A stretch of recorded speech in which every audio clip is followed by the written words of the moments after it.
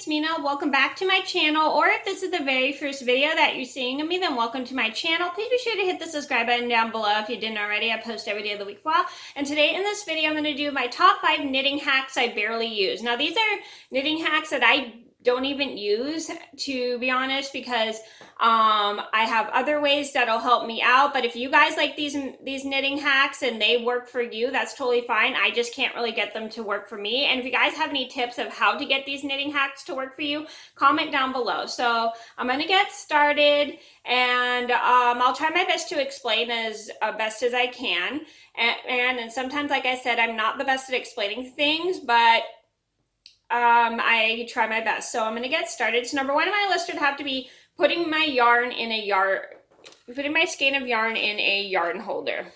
So this is what a yarn holder looks like. You can get them at like the craft store and stuff, and I think they sell them online as well. And so what it does, you put your yarn ball or skein of yarn in the yarn holder, and it has like a little thing where your yarn can just pull through, and it makes it a lot easier so your ball of yarn or your skein of yarn doesn't roll around all over the place. Which is good because you don't want your yarn attracting any lint or hair. But I never use those just because anytime I used them, I could not get my skein of yarn to like roll around and stuff, and it just wasn't coming undone easily, and I had to kind of yank, and I yanked pretty hard, and it just never worked for me. So I ended up just getting rid of my yarn holders because none of them ever worked for me. Even though people were nice enough to buy them for me and I thought they were beautiful, I just never used them because I never could get them to work for me. Number 2 on my list would have to be the magic loop method. So I hope you're able to see this. So this is the magic loop method. So what it is you take your yarn, you pull it there, and you're gonna bend it in half, and then you just pull the cord, and then it helps you be able to knit a smaller knitting project, and you just kind of keep going in the round, and then you just pull your needle, if I could do it right, pull your needle to knit the next stitch, and then you just go in a round and around and around. And I know a lot of people like to use this because they don't really like using double pointed needles, but I find it too difficult for me because I cannot get my stitches to lie straight. They're always twisted, and I never can get it to work as well, and my stitches are just way too tight every time I try to use it. So that technique is very difficult for me to use. I mean, I can do it when I transfer my stitches to my longer cord when I need to do the magic loop method, but just on it and the cast on itself, it's way too much for me. I really cannot get the thing to work, and I just pull so incredibly tight that my stitches are always way too tight. And if you guys have any methods for how to keep your stitches loose while doing the magic loop method, please help me because I can never get it to work when it comes to casting on. Number 3 on my list would have to be pulling my skein of yarn from the center. So if you open up your skein of yarn, it has like a center, and you could pull like the ball, like the yarn guts out of it. But I never do that because it's always a pain for me to find the end, and I don't have enough patience to find the end. And I know a lot of people like to pull their skeins of yarn from the center because they find it gets less tangled for them. I personally find it gets more tangled for them, like I said, because I pull too tight and I don't know how to control my tension very well. I just never can get it to work very well. I've tried a couple times, but it just didn't work for me because the skein, the end would, because the yarn would just get stuck. My working yarn would just get stuck in the center, and I never could get it pulled out enough, and I would sometimes just pull too tight there, it just would get stuck. So that's why I just pull it from the outside. I know a lot of people don't like that because their yarn ball rolls around, but I personally think it's just much easier for me. Number 4 on my list had to be the German twist cast. So here's the German twist cast on. Hopefully you guys can see my hands. It's sort of like the long tail cast on, but except it's different. So the way, if you could see my hands, oh man, this is difficult.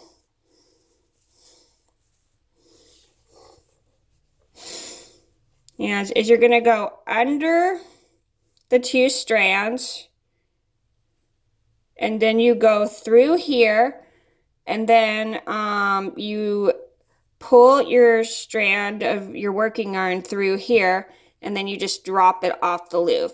And you kind of just keep doing that. Let me do it one more time for you guys. You pick up both strands, twist the needle like this, so you're creating an opening. And then what you do is you pick up this strand of yarn and your working yarn, and then you pull it over, and then you just take it like that.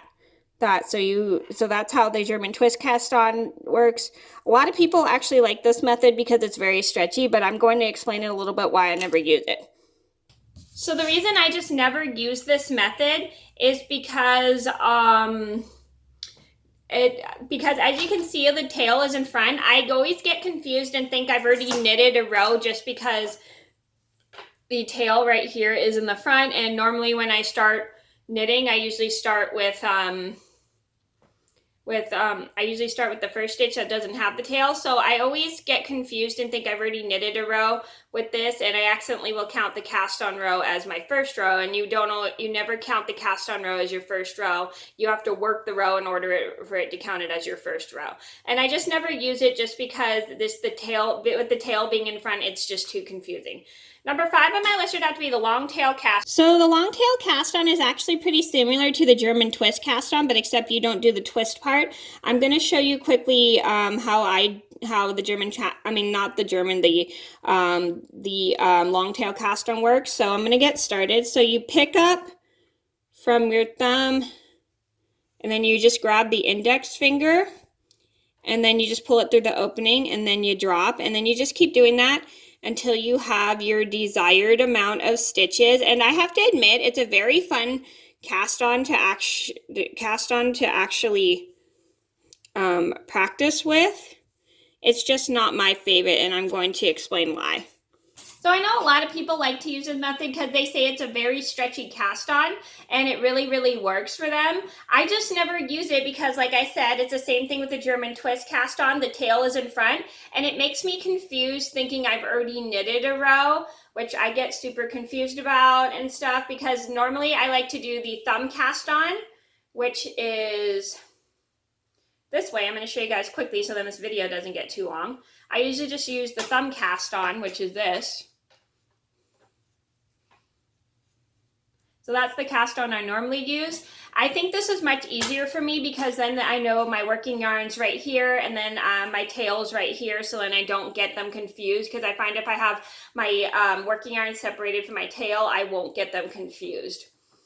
And I know a lot of people say, oh, you can just cut your tail shorter. I just think it's just much easier for me if I just do the thumb cast on. But I think both the long tail and German twist cast on are very fun to practice for me. I just personally just never use them because they're just very confusing when it comes to knitting my rows, and I'll accidentally count my cast on row as my knitting row, and you never count your cast on row as your knitting row usually.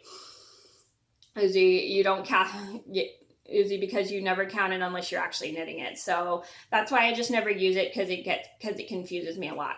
Okay, so that was my those are my top 5 knitting methods I never use. I hope you guys enjoyed, not never use, barely use. I hope you guys enjoyed the video, and I'm not saying you guys shouldn't use these methods. You guys can use these methods if you want to. I just never use them just because I can't get them to work for me. But if you guys have any tips on how to get them to work, please let me know down in the comments below. And thank you guys so much for watching. Please be sure to like and subscribe if you haven't already. I post every day of the week, and I'll see you in another video soon. Bye!